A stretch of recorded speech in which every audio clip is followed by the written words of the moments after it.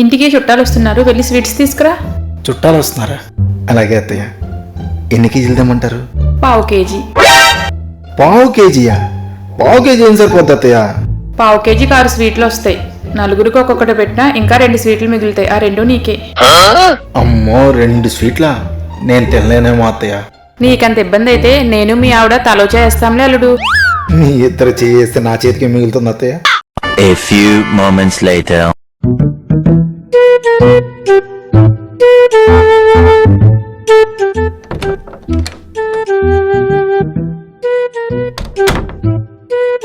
అత్తయ్య అత్తయ్య, బయట బండి మీద జాంపూలు అమ్ముతున్నారు. భలే దూరంగానే తెలుసా? కేజీ 60 రూపాయలు అంట. నువ్వు డబ్బులు ఇచ్చావనుకో వెంటనే పట్టుకొచ్చేస్తాను. ఇప్పుడు వద్దులే అల్లుడు, సాయంత్రం తెద్దు గాని. ఏంటి అత్తయ్య, నేను ఇప్పుడు వెళ్తానంటే మీరు తర్వాత అంటారు. ఆడు వెళ్ళిపోతే? అది కాదు అల్లుడు, ఇప్పుడైతే కేజీ 60 రూపాయలు. అదే సాయంత్రం అయిన తర్వాత వెళ్ళేవనుకో 50 రూపాయలకి ఇస్తాడు. ఒక 10 రూపాయలు తగ్గుతాయి కదా అని. అబ్బా, 9 తర్వాత వెళ్తే 40 రూపాయలకే ఇస్తాడు తెలుసా? అయితే అప్పుడు వెళ్ళి తెద్దులే. అప్పుడు వెళ్తే చచ్చులు పుచ్చులే ఉంటాయి.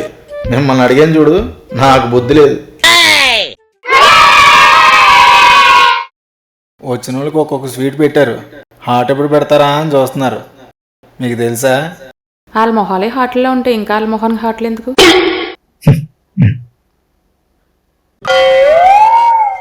ఏం చేస్తున్నారు అత్తయ్య? ఏంటల్లుడు, రేచికట్లా పగల చక్కడిగానే వచ్చిందా ఏంటి నీకు? అలా కాదు, ఇందాక చుట్టాలు వచ్చినప్పుడు ఇచ్చిన గ్లాసులు కదా ఇవి. అవును, అయితే మరి అవి డస్ట్బిన్లో పడకుండా తుడుస్తున్నారేంటి? ఇవి తుడిసి మంచిగా ఎండలో పెట్టుకుంటే మళ్ళీ వాడుకోవచ్చు అల్లుడు. అవి యూజ్ అండ్ త్రో గ్లాసులు అత్తయ్య. వాడిన తర్వాత పడేయాలి. అయినా ఒకసారి వాడితే మెత్తగా అయిపోతాయి. పట్టుకోవడానికి కూడా రావు తెలుసా? ఎవడు చెప్పాడు? నెల రోజుల కిందట మీ ఆవిడ ఫ్రెండ్స్ వచ్చినప్పుడు మంచినీళ్ళు ఇచ్చింది ఈ గ్లాసుల్లోనే. అంతెందుకు 15 రోజుల కిందట నీ ఫ్రెండ్స్ వచ్చినప్పుడు మజ్జిగ నీళ్ళు ఇచ్చింది ఈ గ్లాసుల్లోనే. 4 రోజుల కిందట పని మనిషి రాలేదని తోమిన గ్లాసులు లేవని పొద్దున్నుంచి సాయంత్రం దాకా నీకు మంచినీళ్ళు ఇచ్చింది ఈ గ్లాసుల్లోనే. అయినా 3 నెలల నుంచి వాడుతున్నాను అల్లుడు, ఇంకో 3 నెలలన్నా రావాలి కదా. ఏంటి, 3 నెలల నుంచి వాడుతున్నారా? ఇంకా 3 నెలలు రావాలా? అవును, 1/2 డజన్ గ్లాసులు 6 నెలలన్నా రావాలి కదా. అయ్యో బాబోయ్, మీరేంటత్తయ్యా రోజు రోజుకి ఎంత పిసనారి దానిలా తయారవుతున్నారు? దానిని పిసినారితనం అనరల్లుడు, జాగ్రత్త అంటారు. ఓహో, నేను ఇంత జాగ్రత్తగా ఉన్నాను కాబట్టి సొంత ఇల్లు కొనుక్కోగలిగాను. 15 సంవత్సరాలు అద్దె కొంపలో ఉండి నేను ఎన్ని ఇబ్బందులు పడ్డాను అనుకున్నావు? ఒకళ్ళేమో మేము వచ్చేస్తున్నాము ఇల్లు ఖాళీ చేయండి అంటారు, మరొకళ్ళేమో మా చుట్టాలు వస్తున్నారు ఇల్లు ఖాళీ చేయండి అంటారు, గోడలకి మేకులు కొట్టొద్దు అంటారు, తలుపులు తలతలాడిపోవాలంట, బాత్రూంలు మెల్లమెల్లాడిపోవాలంట. పోనీ మనం ఏదైనా అక్కడ రిపేర్ ఉంది, ఇక్కడ బాగోలేదు చేయించండి అని అడిగితే అలాంటి చిన్న చిన్నవన్నీ మీరే చేయించుకోవాలి అంటారు. అందరు ఓనర్స్ అలా ఉంటారు అని అన్నాను, కానీ కొంతమంది ఉంటారు అమ్మో ఆ బాధలన్నీ పడలేకే ఈ ఇల్లు కొనుక్కున్నాం, అయినా అవన్నీ నీకు అర్థం కావులే అల్లుడు. అవునవును. సరేలే, నేను ఈ గ్లాసులు ఎండలో పెట్టొస్తాను. ఇప్పుడు టైం 5 అయింది అత్తయ్య. ఇప్పుడు ఎండ ఎక్కడ ఉంటుంది? అయితే గాల్లో పెట్టొస్తా. కావలికి ఈ గ్లాసులన్నీ కొట్టుపో దైత్రం.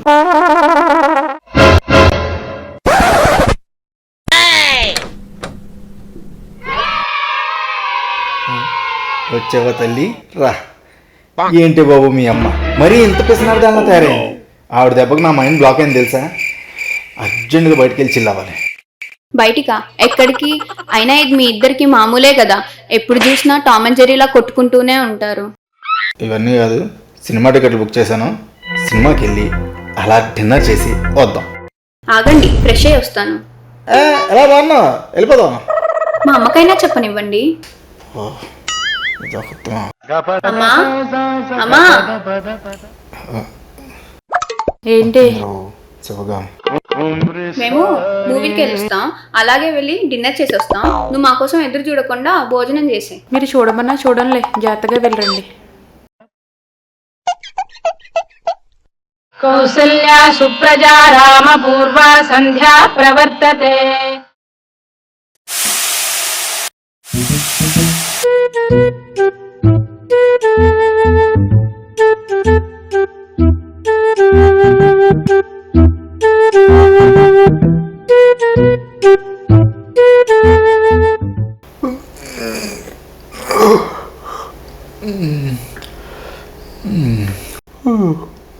అమ్మా, నేను ఆఫీస్కి వెళ్ళొస్తా. బాక్స్ మర్చిపోయావు, తీసుకో.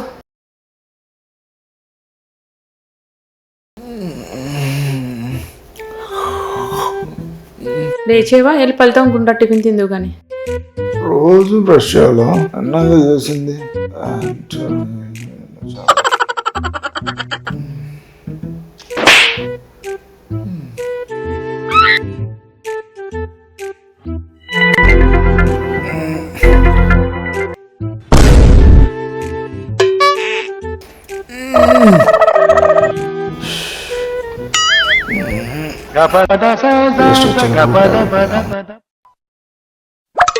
అత్తయ్య పేస్ట్ అయిపోయింది, కొత్త పేస్ట్ ఏ ఇవ్వచ్చు కదా. అందులో ఇంకా ఉందలుడు చూడు. అయినా చిన్న పేస్ట్ ఎందుకు, పెద్ద పేస్ట్ తీసుకోవచ్చు కదా. అరే పెద్ద పేస్ట్ కొంటే పేస్ట్ ఎక్కువ వాడేస్తాము, అదే చిన్నదే అయితే కొంచెం వేసుకుంటాం. హ్యూమన్ సైకాలజీయే అంతా. వా, మీరు సైకాలజీ కూడా చదివారా? సైకాలజీ అంటే సైకిల్ తొక్కినంత ఈజీ అనుకుంటున్నావేంటి? ఇలాంటి విషయాలు తెలుసుకోవడానికి సైకాలజీ చదవక్కర్లేదు, కొంచెం అనుభవం ఉంటే చాలు. ఒక నిమిషం ఉండు.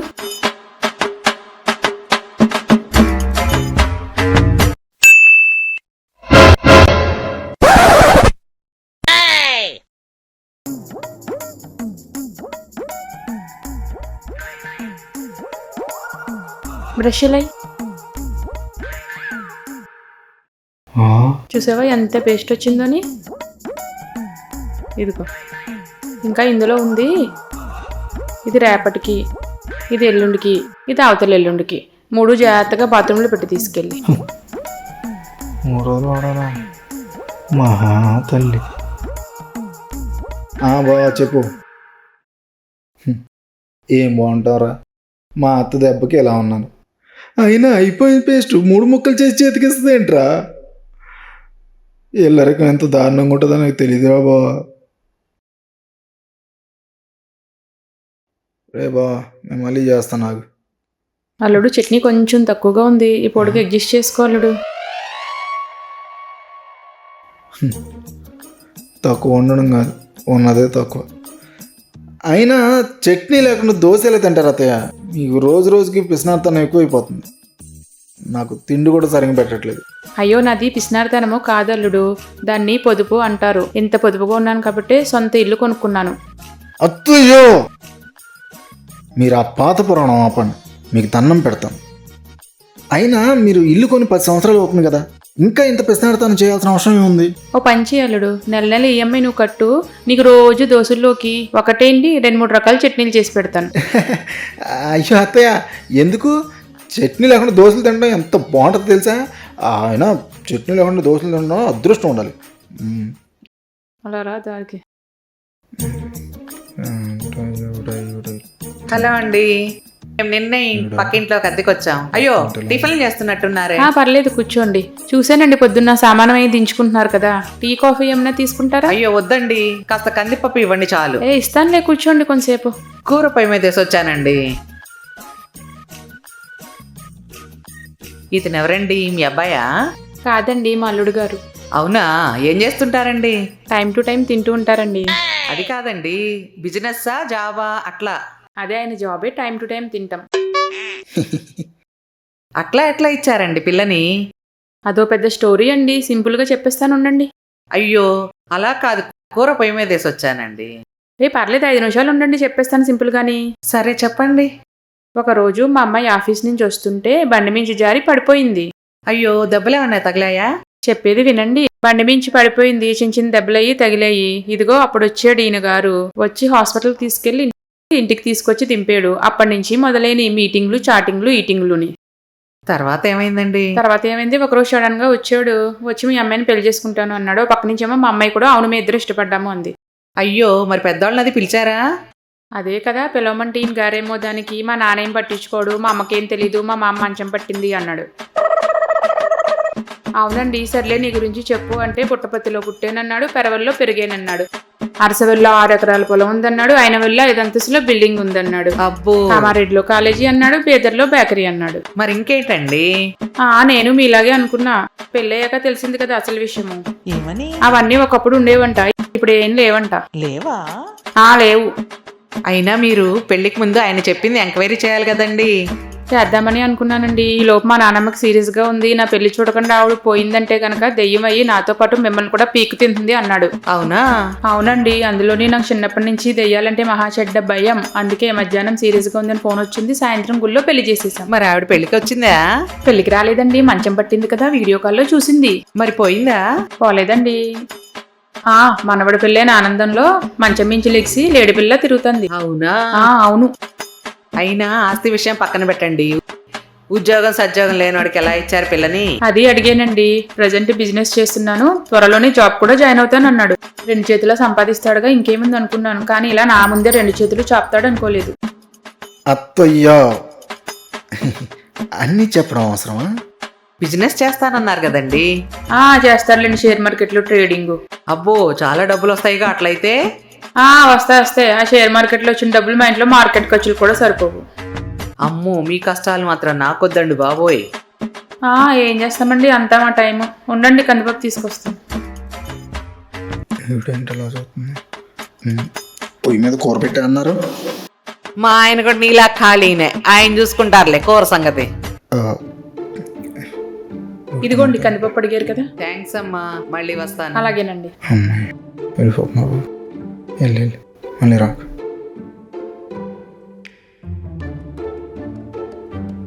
అయినా ఏంటత్తయ్య, ఫ్రెండ్స్కి బంధువులకి నా గురించి చెప్పారంటే ఒక అర్థం ఉంది. పక్కింట్లో దిగి 10 గంటలు కూడా అవ్వలేదు, ఆవిడికి నా గురించి చెప్పడం అవసరమా? అయినా మీరు నా గురించి ఆవిడకి చెప్తుంటే ఎంత ఫీల్ అయినా తెలుసా? అబ్బో, ఇందులో ఫీల్ అవడానికి ఏముంది, జరిగిందే కదా చెప్పాను. అయినా నువ్వు నిజంగా ఫీల్ అయ్యి ఉండుంటే తింట ఆపేసి ప్లేట్ అక్కడ పెట్టేసి ఎప్పుడో వెళ్ళిపోయేవాడివి. అంతే తప్ప కడగటం అవసరం లేనందుగా నాకే ఇవ్వు. అలాగేనమ్మా. ఆ ప్లేట్ తీసుకెళ్ళి తోమిన సామాన్లో పెట్టే, కొంచెం సభ్యులు అలాగే. రోజు రోజుకి ఈవిడ ఆగడాలు మరీ ఎక్కువైపోతున్నాయి. నేనేంటో వీళ్ళకి చూపించాలి. ఏం చేస్తే వీళ్ళిద్దరు నాకు భయపడతారు? ఐడియా. ఈ పని చేస్తే ఖచ్చితంగా వీళ్ళు భయపడతారు. మా ఆవిడ వచ్చిన తర్వాత మొదలు పెడతా నా ఆట. అమ్మయ్యా, బట్టలు సర్దడం అయిపోయింది. ఇది ఇంకా రాలేదేంటి? చేయాలి. వచ్చేసింది.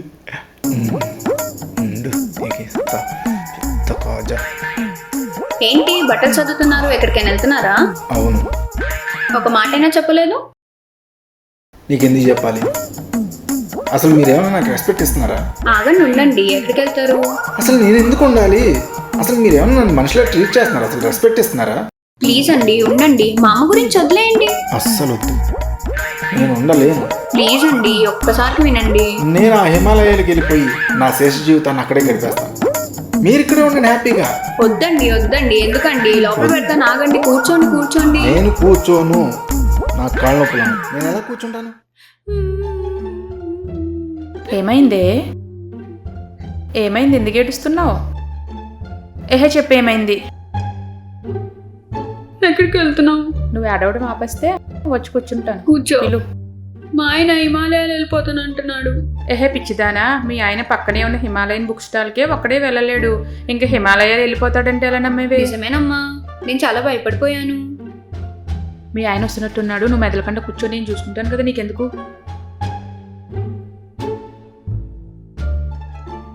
ఏంటలుడు, హిమాలయాలు వెళ్తున్నావంట? అవునత్తయ్య. అక్కడ మీ మామగారు, అదే సుధా వాళ్ళ నాన్నగారు ఉంటారు, అడిగానని చెప్పు. ఇప్పుడేంటి వెళ్ళిపోతుందంటే కాళ్ళు పట్టుకొని ఆపుతారమ్మా. ఈ ప్లాన్ అంతా వేస్ట్ అయ్యా. అయినా మొగుడిని ఆపలేదు, నన్నేం ఆపుద్ది? అల్లుడు, ఓ అల్లుడు, చెప్పండి. ఏంటి ఆలోచిస్తున్నావు? వెళ్ళడానికే డిసైడ్ అయ్యావా? అవునత్తయ్య, మీరు బతిమాలినా సరే నేను ఆగను. ఇబ్బంది అవుతుందేమో, ఒకసారి ఆలోచించల్లుడు. మీకు ఇబ్బంది అయితే నాకేంటి? ఇబ్బంది నాకు కాదు, నీకు. నాకేం ఇబ్బంది? ఇక్కడైతే ముప్పొద్దులో పెట్టడానికి తిండి నేనున్నాను. అక్కడికి వెళ్ళావనుకో 3 పూటలు కాదు కదా, 3 రోజులైనా నీకు పెట్టడానికి ఎవ్వడూ ఉండడు. మరి ఆలోచించుకో, అసలే నువ్వు ఆకలికి ఆగలేవు. అసలు మనకు ఆకలి ఎక్కువ, అక్కడ పెట్టేవాళ్ళు ఉంటారు. అయినా వెళ్ళడానికి డిసైడ్ అయినట్టున్నా. ఉండు, హారతి తీసుకొస్తాను, ఇక్కడే నుంచో. ఇవ్వండి, హారతి ఇచ్చి మరి బాగా సాగంపులా ఉంది. నా ప్లాన్ నాకే రివర్స్ కొట్టిలా ఉంది.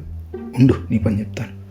ఏం నువ్వు మీ అమ్మ హారతిస్తానంటే పులోమని పంపించడానికి ట్రై చేస్తున్నావు? హిమాలయాలు వెళ్ళాలంటే ఎంతో పుణ్యం ఉండాలి. ఆ అదృష్టం పుణ్యం మీకే దొరికింది. అయినా ఆపడానికి నేనెవరు, వెళ్ళడానికి మీరెవరు? అంతా పైవాడి లీల. ఇది కూడా రివర్స్ తిరిగి. ఇప్పుడు నేను ఏం చేయాలి? ఏదో ఒకటి చేసి పెడతాను. అమ్మా కడుపు నొప్పి. కావాలంటే రేపు వెళ్తానులే, ఈరోజు ప్రోగ్రాం ఆపేసుకుంటాను. అబ్బా హిమాలయాలు వెళ్తాడంటే హిమాలయాలు. చూసేవా మీ ఆయన ఎలా బలతో కొట్టించాను? నువ్వు తెగ భయపడిపోయావు. నిజమే అమ్మా, మా ఆయన హిమాలయాలకు వెళ్ళిపోతాడని చాలా భయపడ్డాను. అందుకే ఎవరేం చెప్పినా నమ్మకూడదు. కొంచెం బుర్రవాడడం నేర్చుకో. వెళ్ళు, మీ ఆయన ఏం చేస్తున్నాడో చూడు. వదినా వదినా, అబ్బో ఏంటి అప్పుడే వరుసలు కలిపేశారు? మీరు చాలా ఫాస్ట్ వదినా. మీరు మాత్రం తక్కువేంటదినా? మీరు మాత్రం తొందరగా కలిసిపోలేదేంటి? ఏదో లేండి అలాగా. అవును వదినా, ఇంతకీ మీ అల్లుడేడి?